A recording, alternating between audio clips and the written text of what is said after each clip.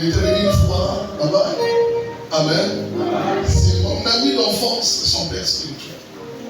On a commencé le vie spirituel ensemble avec les pasteurs Mélène que vous voyez ici. Amen.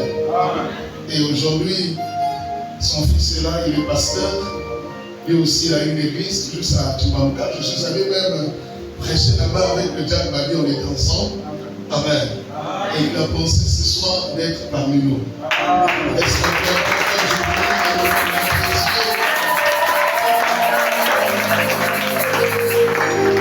alors ce soir, je ne serai pas long parce que je vais seulement introduire le thème.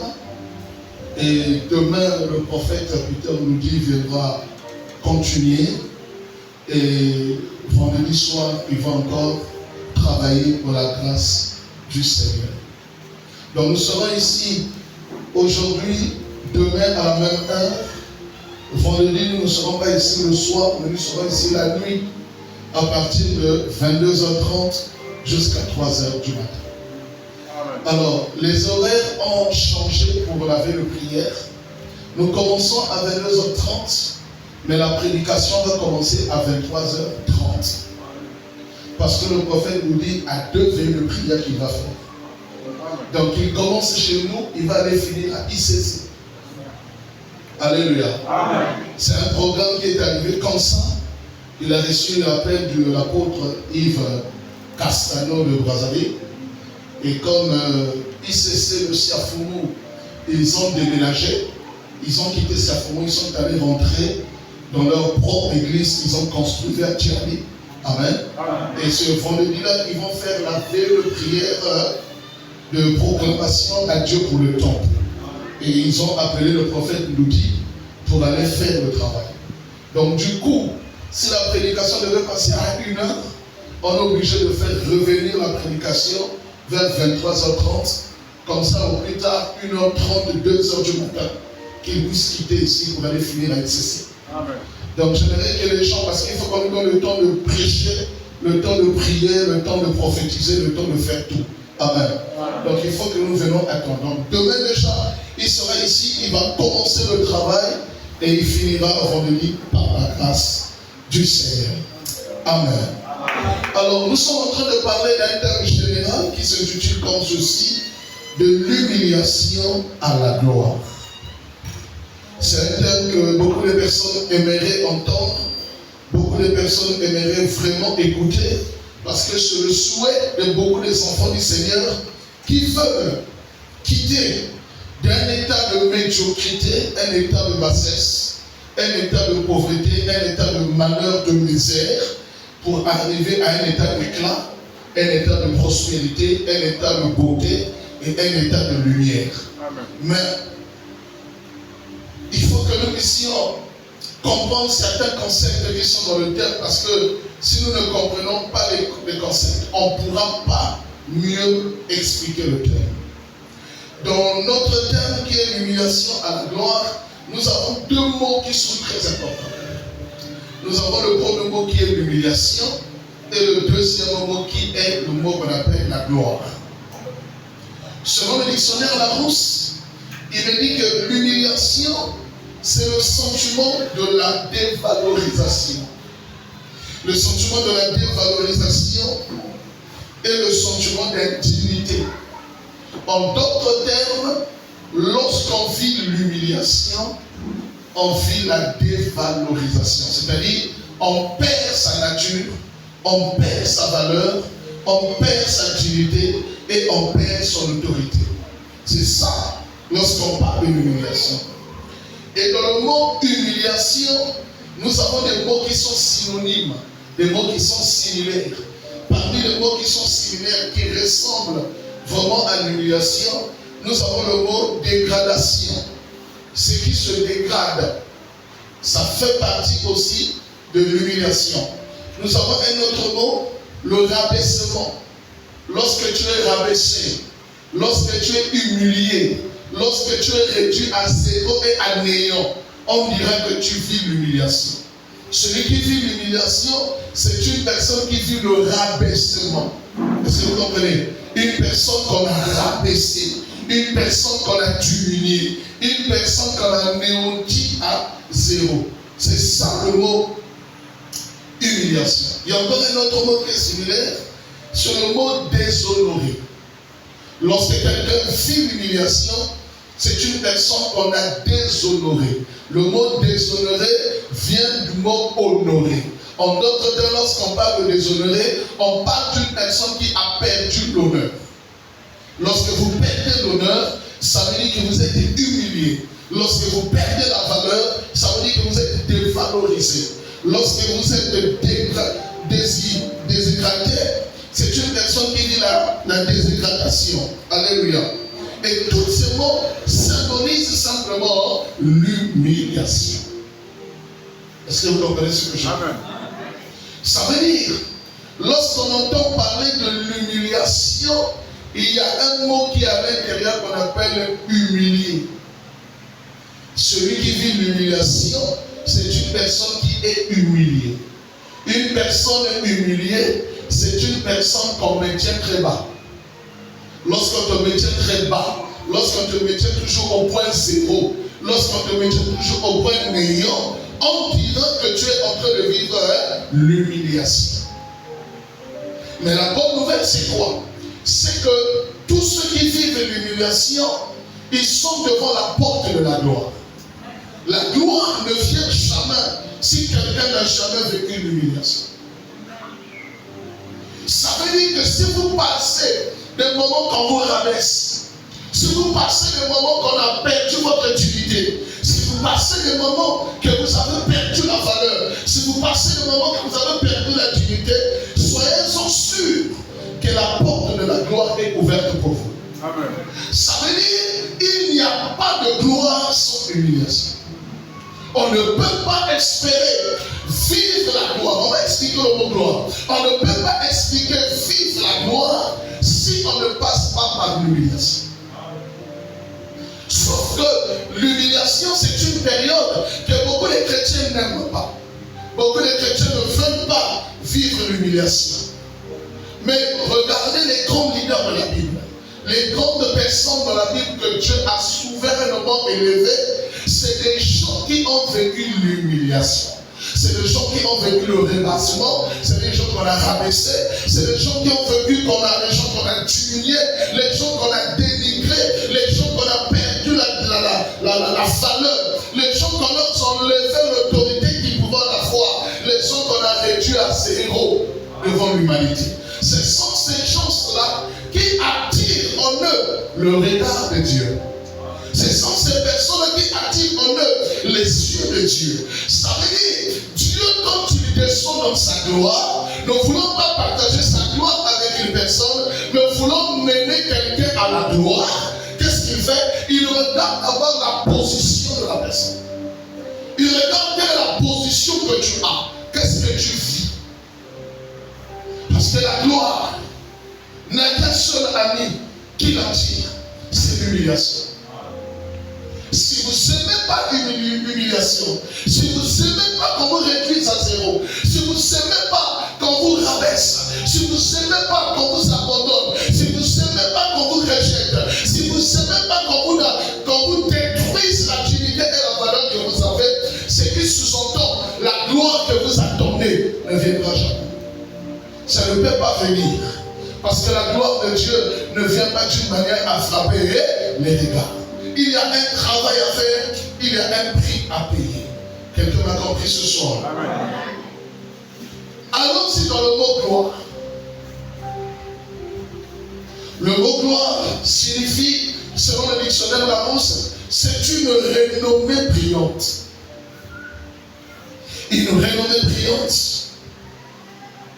Mais une renommée brillante qui est durable, qui est dure. C'est un éclat des grandes choses dans la vie de quelqu'un. Lorsque quelqu'un vit la gloire, lorsque quelqu'un entre dans la gloire, sa vie c'est un éclat. Lorsque quelqu'un vit la gloire, sa vie brille. À telle enseigne que même si là où les gens ne pouvaient pas vivre la lumière, mais vous déjà, vous concevez la lumière. vous déjà, vous êtes la gloire en vous. Parce que Dieu se repose en vous dans sa lumière. Lorsque quelqu'un est dans la gloire, c'est une personne, sa vie scintille, sa vie brille. Jésus a dit qu'il est le soleil de la justice. Et une fois Jésus dans notre vie devrait faire quoi? Briller. Notre vie devait faire quoi? Resplendir. Notre vie devait faire quoi? Attirer les regards des gens qui ne peuvent pas comprendre que Dieu est avec nous. Vous n'avez pas besoin que les gens sachent que vous priez. Vous n'avez pas besoin que les gens sachent que vous partez à l'église. Mais les gens ont besoin de voir ce que vous avez. Les gens ont besoin de revoir la gloire que vous portez. Jésus naît en Bethléem. La Bible déclare, les mages ne savaient pas là où Jésus était né. Le monde peut ne pas voir vos habits. Le monde peut ne pas voir votre argent. Le monde peut ne pas voir ce que vous avez. Mais le monde, ce qu'il attire et ce qu'il voit, c'est ce que le monde ne voit pas par les yeux spirituels. La gloire que vous portez. Jésus naît à Jérusalem en Bethléem en Judée. La Bible déclare, les mages qui sont les prêtres, ils voulaient aller adorer le Seigneur. Ils voulaient lui apporter les offrandes, le myrrhe, l'onction et les parfums de l'or pour venir adorer le Fils de Jésus né. Mais ils ne savaient pas où est-ce qu'il était né. Bien qu'il était né à Bethléem en Judée, mais Bethléem était une grande ville. C'était où exactement que Jésus était né? Dans quel quartier, dans quel endroit? Mais la chose qui a identifié de savoir là où Jésus était né, c'était l'étoile. L'étoile qui s'était levée de l'Orient à l'Occident, du nord au sud. Quand ils ont vu l'étoile, alors qu'au ciel il y avait plusieurs étoiles. Comment savoir que l'étoile parmi toutes les étoiles, c'était l'étoile qui indiquait là où Jésus était né? Mais l'étoile de Jésus était l'étoile polaire. C'est l'étoile qui brille plus que toutes les autres étoiles. Je parle à quelqu'un ce soir. Lorsque tu vis la gloire, tu brilles presque tout le monde. Là où il y a plusieurs femmes, tu seras la seule femme distinguée. Là où il y a plusieurs hommes de Dieu, tu seras le seul homme de Dieu distingué. Là où il y a plusieurs grâces, ta grâce sera distinguée. Pourquoi? Parce que tu ne portes ni l'argent, tu ne portes ni les richesses, mais tu portes quoi? La gloire. Tu portes la gloire. Parce que la gloire, c'est le reflet de la puissance de Dieu sur l'homme. La gloire, c'est la lumière que Dieu met sur l'homme. C'est ça qu'on appelle la gloire. Mais le dictionnaire biblique donne aussi une autre définition. La gloire, c'est aussi la célébration des œuvres, la célébration des actions, la célébration des actes qui sont grandieux.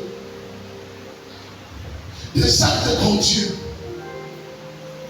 Des grandes œuvres qui n'est pas réservé aux païens, qui n'est pas réservé à des gens qui nous voient, mais qui est réservé aux enfants de Dieu. Un enfant de Dieu est capable de faire des exploits. Les exploits, c'est des grandes choses. Les exploits, c'est des choses remarquables. Les exploits, c'est des choses que l'humanité est incapable de faire. Les exploits, c'est des choses que la famille ne peut pas faire, mais Dieu est capable de le faire en toi. Amen. C'est ça qu'on appelle la gloire. C'est la célébration des grandes œuvres. Mais en hébreu, le mot gloire s'appelle doxa. En grec, ça s'appelle kabou. La kabot, ça signifie la gloire.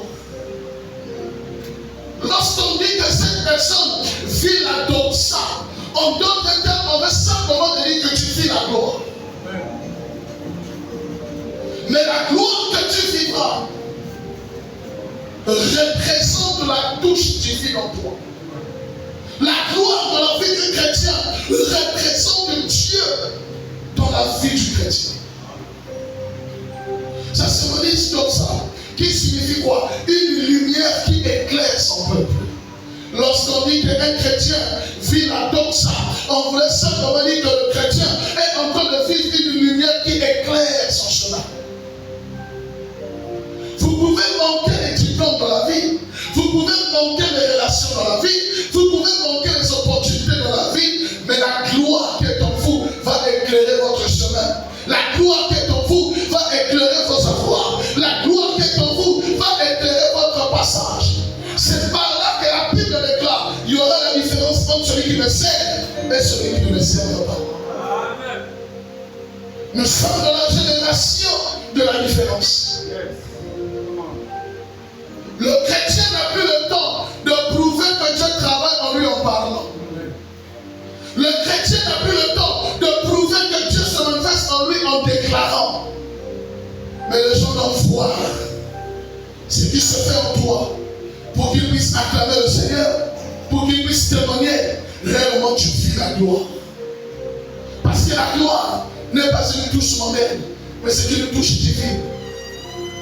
Dieu te fait monter dans une vie de brillance, dans une vie de lumière, dans une vie qui scintille, dans une vie qui brille. C'est ça qu'on appelle la gloire. Alléluia. Amen. Mais la gloire, c'est la deuxième partie.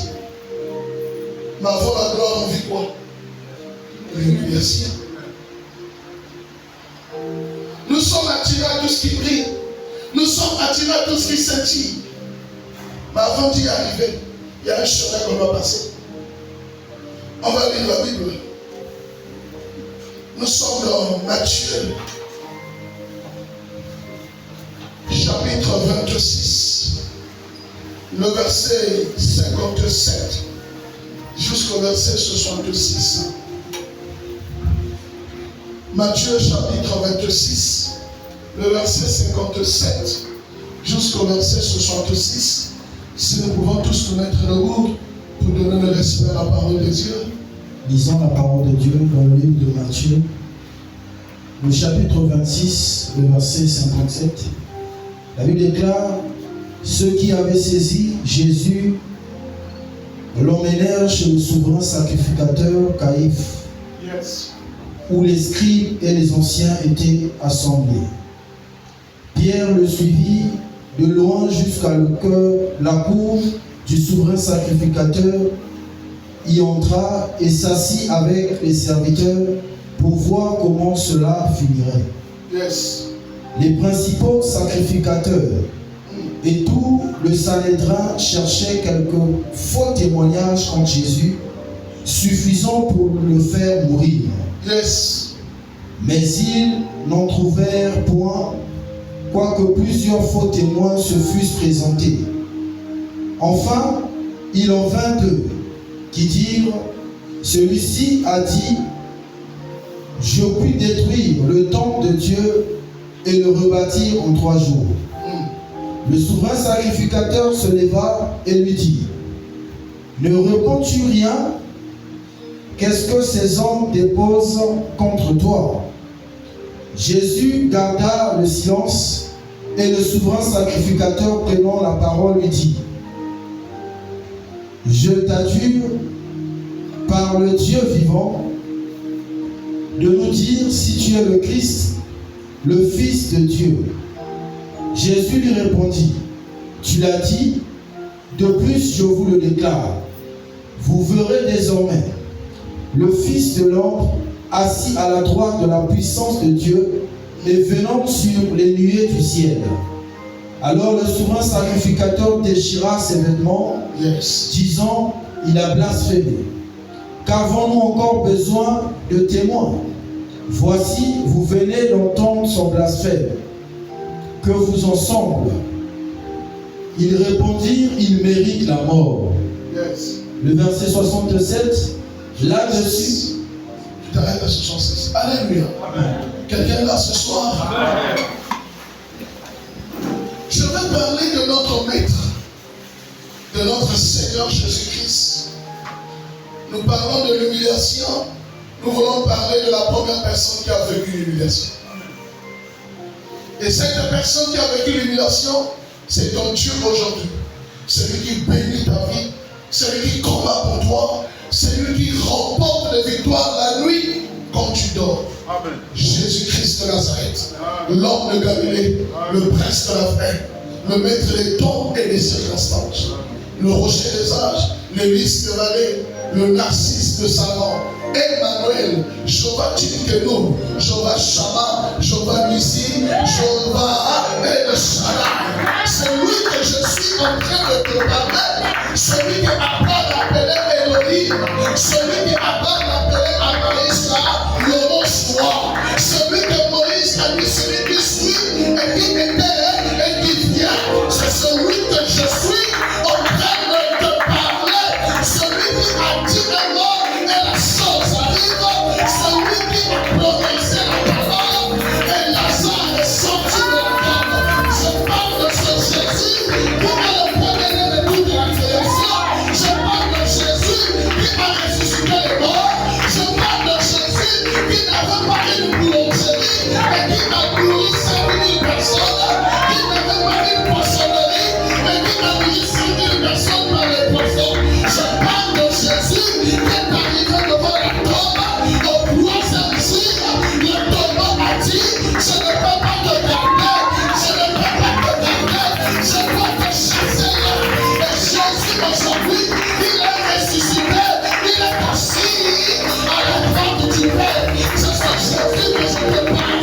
Je ne te parle pas de Jésus que tu mets sur mon cou. Je ne te parle pas de Jésus que tu portes sur la patrie. Je ne te parle pas de Jésus que tu mets dans ta maison. Mais je te parle de Jésus qui est vivant et ressuscité. Celui qui peut toucher quelqu'un qui est malade et la personne sera guérie. Celui qui est capable de prendre les pauvres, qui n'a pas de diplôme, qui n'a pas de relation, et de faire le sol à la place de Dieu. Celui qui est capable de donner des mariages à une femme prostituée, à une femme prostituée. Et Jésus est capable de lui donner le mariage. Celui qui est capable de donner le travail à celui qui ne pensait pas travailler. Celui que je te parle, pas une autre personne. Celui dont les saints adorent, celui dont les chrétiens célèbrent, celui dont les chrétiens lèvent, celui qui a donné un sens à ma vie, Amen. celui qui a changé l'histoire de ta vie, Amen. celui qui a brisé les condamnations parentales de votre famille. La Bible déclare si quelqu'un est en Christ, il est une nouvelle créature. Les choses anciennes sont passées et toutes les choses sont devenues nouvelles. Celui qui a guéri Bartimée, celui qui a guéri l'aveugle de la piscine de Bethesda, celui qui a dit à Lazare, qui avait les pieds et les mains liés, Lazare sort.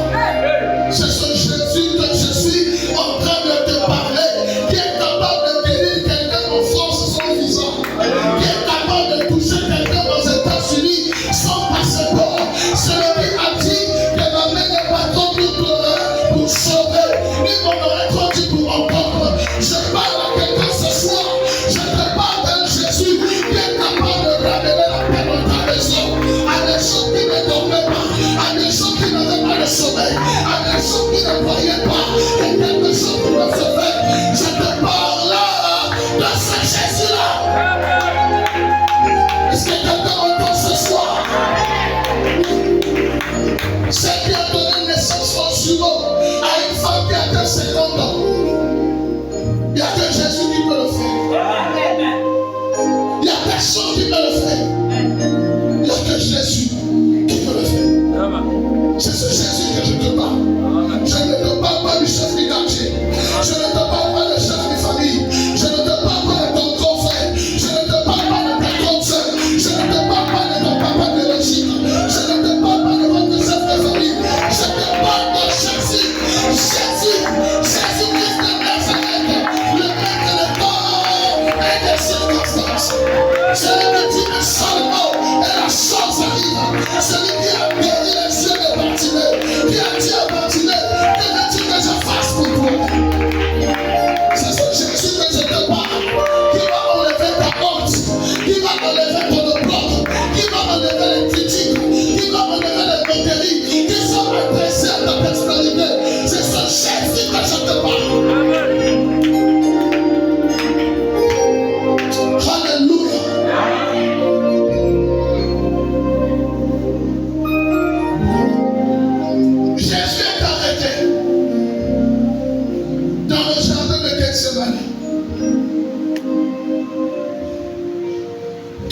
Gethsemane signifie douleur. Il est arrêté dans le jardin de Gethsemane. Quand il est arrêté, les principaux sacrificateurs et les scribes et les soldats sont venus arrêter Jésus. Pour dire à Jésus, tu troubles l'ordre public, tu crées la pagaille au sein d'Israël, on doit t'arrêter. Pendant qu'ils arrêtaient Jésus, Pierre a pris le couteau, il a étranglé l'orgueil d'un soldat. Jésus, pour montrer qu'il est Dieu, qu'il peut faire des opérations sans cicatrice, il prend l'oreille, il le remet. Je ne sais pas qu'est-ce que Dieu va remettre. Je ne sais pas qu'est-ce que Dieu va remettre. Je ne sais pas ce soir. Qu'est-ce que Dieu va remettre dans la vie de quelqu'un. Je ne sais pas ce soir. Qu'est-ce que Dieu va remettre dans la vie de quelqu'un. Ce que le diable a blessé, ce que le diable a déchiré. Je ne sais pas ce soir. Qu'est-ce que Dieu va remettre dans ta vie. Je ne sais pas. Je ne sais pas. Mais pendant que je suis en train de parler, il y a quelque chose que Dieu est en train de remettre. Il y a quelque chose que Dieu est en train de remettre à sa place. Il y a quelque chose qu'on a pris. Dieu est en train de remettre cela. Chicanales, Licatanalos, Yacapasacanales, Yaspalasacanales, Manalos, Licatasa, Yacapanalas. Pendant que je parle, il y a des maladies qui sont guéries. Pendant que je parle, il y a des maladies qui vous quittent. Pendant que je parle, la malédiction vous quitte. Pendant que je parle, l'Esprit de Dieu, il est blessé. Malas,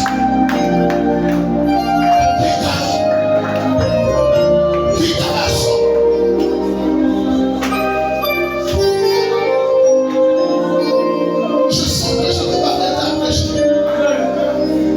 Je sens que je vais arrêter la prédication. Je parle à quelqu'un ce soir. Dieu va t'enlever de là où tu vis. Je parle à quelqu'un ce soir. Là où le diable t'a placé, Dieu t'enlèvera de là. Je parle à quelqu'un ce soir. Là où tu as subi la critique et le moquerie, Dieu va t'enlever de là. Dieu est en train de te prendre, de t'emmener quelque part. Dieu est en train de te prendre, de t'emmener quelque part. Dieu est en train de te prendre, de t'emmener quelque part. Offre une main sans visiteur. Je sens Dieu dans la salle. Je sens Dieu dans la salle. Dieu est dans la salle. Dieu est dans la salle. Dieu est dans la salle. Dieu est dans la salle. Dieu est dans la salle. Il est dans la salle. Il est dans la salle. Il est dans la salle. Il est dans la salle. Dieu est dans la salle. Dieu est dans la salle. Je vous dis que Dieu est dans la salle. Dieu est dans la salle. Dieu est dans la salle. Dieu est dans la salle. Dieu est dans la salle. Dieu est dans la salle. Dieu est dans la salle. Dieu est dans la salle. Dieu est dans la salle. Dieu est dans la salle. Dieu est dans la salle. Dieu est dans la salle. Dieu est dans la salle. Quelque chose se passe. Quelque chose se passe.